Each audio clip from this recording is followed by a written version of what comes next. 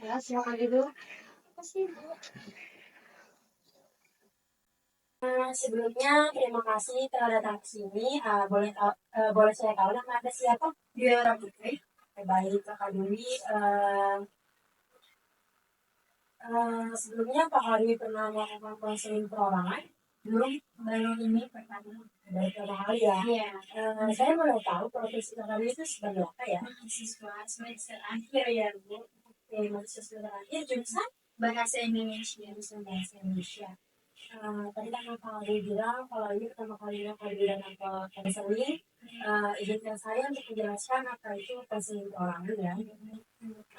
Jadi konseling perorangan adalah salah satu bantuan atau kegiatan yang dilakukan dengan tujuan agar tuntaskan masalah konseling atau kondisi saat ini selama masalah. Uh, dan saya harap kali ini juga dapat bercerita dengan terbuka karena kali tidak perlu khawatir dalam konseling ini terdapat beberapa asas. Salah satunya adalah asas kerahasiaan, di mana segala data atau informasi yang kami berikan kepada saya atau saya dapat dari orang lain tidak akan saya sebarluaskan dan saya akan menjaga kerahasiaan diri kami. Bagaimana? Apakah sudah kita bisa mulai konseling ini? Siap? Bisa dia. Saat ini bagaimana perasaan tadi?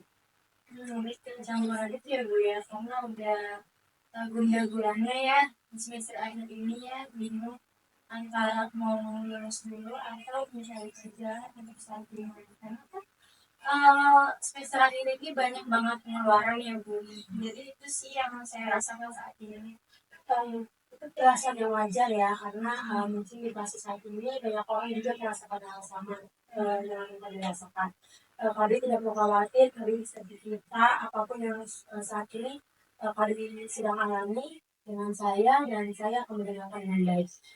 Sekarang kali ini saya ceritakan lebih lanjut tentang masalah yang tadi ceritakan. Lebih ke saya bingung antara kan ini kan saya jurusan bukan yang saya mau ya, bukan benar-benar saya mau, tapi mau nggak mau itu harus selesai karena kan udah terlanjur ya Bu ya. Nah, di satu sisi saya punya kegiatan yang benar-benar saya sukai gitu Bu, kayak seperti menulis acara atau make up segala macam Bu. Tapi itu buat progres ke depannya kayaknya nggak jangka panjang. Tadi Kak Dwi bilang kalau Kak Dwi sekarang berada di kuliah atau di jurusan yang menurut Kak Dwi tidak sesuai dengan passion Kak Dwi. Tapi Kak Dwi punya passion lain, mungkin rencana berkatakan seperti make up, ya. Tapi Kak Dwi berpikir kalau itu tidak bisa jangka panjang. Benar apa yang benar?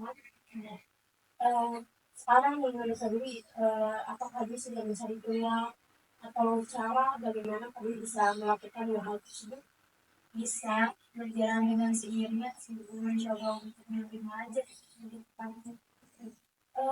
Sekarang saya pengen kali ngerasain gimana jika kami mengambil dua hal tersebut. Misalnya kayak tadi sesuai dengan jurusan tadi, tadi bisa membayangkan apakah perasaan kami atau apa yang kami rasakan ketika kami menjadi guru, begitu sebaliknya. Jadi nggak berversi yang lain. Kalau menjadi guru ada rasa senang udah bisa ngajarin, ya ada rasa kayak senang aja, rasa capek pun hilang sebenarnya. Itu pun kayak udah termasuk menjiwai gak sih Bu? Menjiwai jadi profesi guru, jurusan kami. Iya. Tapi aku juga senang kalau misalnya melakukan kegiatan kayak make up, kayak ngisi acara event gitu, aku juga senang. Apa bisa dijadiin satu berbarengan ya Bu? Tadi tadi bilang tadi nyaman kan tadi dengan pertemuan tadi itu bisa melakukannya. Dan tadi pertanyaannya apakah tadi sudah punya peluang atau sudah mencoba mendapatkan diri atau mencari peluang-peluang pekerjaan tentang Indonesia tersebut atau bagaimana? Udah. Bisa diceritakan? Kalau yang untuk peluang lebih ke pengalaman sih Bu, pengalaman kan kalau kuliah kan ada PPL ya Bu. Nah, saya pengalaman itu ngajar di SMP Suruh Jakarta di Pasar Minggu Tebu selama 1 bulan penuh. Itu saya ngerasa benar-benar jadi guru tuh gimana, harus bisa handle kelas, harus bisa mengembangkan chemistry sama murid, harus bisa membangkitkan jiwa-jiwa apa namanya malasan murid tuh, harus semangat belajar tuh kayak gimana, kelasnya efektif gimana.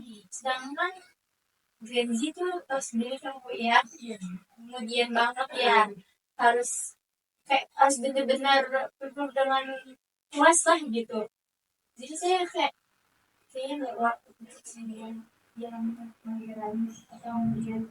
Jadi tadi nggak bisa mengatasi kemudian atau diri berubah sikap seperti kita gitu kan. Iya. Jadi kalau adalah passion yang satu lagi, kalau gimana? Happy aja karena ngelakuinnya happy. Ngelakuinnya happy, tapi tadi apa kendalanya? Kendalanya di orang tua sih, kurang terlalu dukung kalau yang soal itu. Tapi kalau yang di bidang guru itu dukungnya penuh. Oh, lebih orang tua lebih condong dukung ke sebagai guru. Oke. Tapi menurut tadi ya, di antara dua passion tersebut, yang menurut tadi lebih peluangnya lebih besar untuk kali didapatkan itu yang mana? Dulu sih, karena kan itu passion intinya awalnya bahasa Indonesia ya. Jadi peluang dapat kerjanya menurut tadi lebih ke guru. Oke. Tapi saat ini nih, menurut tadi waktu kali DPR, apakah hari ini masih bisa kali dilakukan bekerja sebagai guru kan? Apakah hari masih bisa melakukan passion itu dulunya? Bisa jadi bisa seimbang sih, cuman ada dimana kalau saya merasa kayak nggak betah, kayak nggak worth it gitu. Apa yang membuat kalian lebih tergawat? Capek.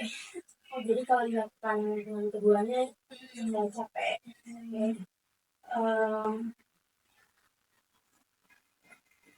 Saya pengennya tuh kayak gini Bu, kayak bisa saya menjalankan keduanya, bisa.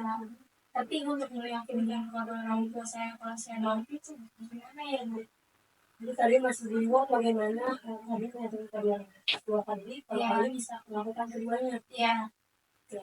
Aku kalau lagi pernah itu pernah bisa membuktikannya, mungkin orang tua kali tidak melihat belum melihat sih gitu kali ini. Menurut tadi apakah dia akan mencobanya atau bagaimana? Ada rasa ingin mencoba sih, ada banget tuh, cuman gimana kalau saya ingin memperlihatkan itu, orang tua saya lebih ke guru gitu, lebih kuatnya pada profesi jadi guru ya. Karena menurut kedua orang tua saya, guru itu kayak itu tuh bisa ngasih berbagi ilmu kayak apa yang kita udah dapetin juga, kayak saya tuh udah pengen cita-citanya saya jadi guru karena saat ini profesinya kan menjelaskan keguruan ya. Menurut kali ini sekarang peluang nanti kali lulus peluang jadi guru menurut kali udah ada belum? Ada, tidak ada sekolah yang dituju atau ada sih. Saya sih setelah lulus rencana gini Bu, saya ingin saya ikut kemauan orang tua saya jadi guru, tapi saya mau bisa yang apa namanya, hobi saya itu bisa berjalan terus. Itu kira-kira gimana Bu? Tadi ini nanti profesinya terjadi berjalan dan profesi lainnya tetap berjalan juga beriringan sesuai dengan kegiatan ya. Mungkin Kak Dewi sekarang bisa mengatur atau mengatur waktunya sesuai dengan kegiatan tadi. Jadi kalian bisa punya planning ke depannya saat kalian menjadi guru, apakah profesi tersebut bisa saya ambil atau tidak. Menurut tadi sekarang nih, kalau kalian menjalankan hal itu, kalian bayangkan apakah kalian bisa atau tidak? Bisa sih. Harus bisa. Kalian harus memaksakan ini bisa. Kan tadi kalian juga bilang sebelumnya kalian merasa capek. Terus bagaimana kalian mengatasinya kalau tiba-tiba kalian capek gitu? harus berpikir, oh karena ini kan yang gue mau, jadi ibarat gitu. Jadi jalanin sesuai dengan keinginan diri kan. Kalau emang ngerasa capek, salah satu itu perasaan yang sangat manusiawi. Semua orang pasti merasakan hal seperti itu di saat tahap seperti ini. Saya rasa kamu harus mencoba suatu hal sesuai dengan keinginan kamu agar kamu lebih mengenal diri kamu dulu. Saya lagi kayak ibarat di persimpangan jalan tau Bu, kayak ragu sebenarnya untuk ngambil keputusan tersebut. Cuman ya kalau nggak diambil keputusan mau gimana lagi gitu. Saya juga ingin ngambil freelance sih Bu, kayak mencoba untuk menjalankan keduanya, satu profesi sebagai guru, satunya lagi saya freelance gitu Bu. Ibarat kayak make up ini nih freelance aja kalau waktu saya senggang gitu, untuk menyeimbangkan keduanya. Kalau keduanya udah balance, saya bisa untuk mengatur waktu juga, kayaknya saya bakal ngejalanin keduanya juga.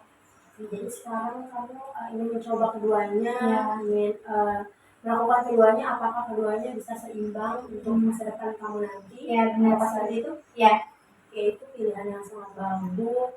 Saya yakin kamu masih bisa melewatinya. Lalu sekarang menurut kamu bagaimana perasaan kamu di awal dan saat ini?